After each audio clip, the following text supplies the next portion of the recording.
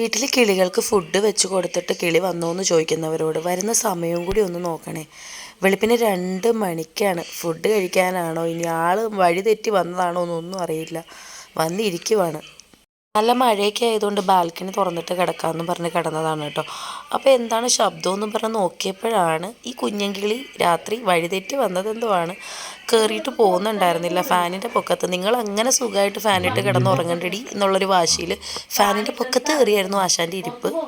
അങ്ങനെ ഞങ്ങളുടെ നീണ്ട പരിശ്രമത്തിനൊടുവിൽ പതിയെ ആശാനെ നൈസായിട്ട് ഞങ്ങൾ ബാൽക്കണിയിലേക്ക് ഇറക്കി ഫുഡ് കൊടുത്ത് നോക്കി. പക്ഷേ ആൾ അത്ര ഇണങ്ങുന്നുണ്ടായിരുന്നില്ല.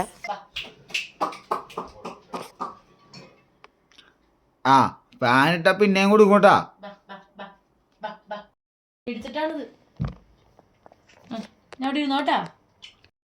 കഴിക്കി അയ്യേ വഴക്കിട്ടിക്കണ പേടിച്ചിരിക്കണേന്.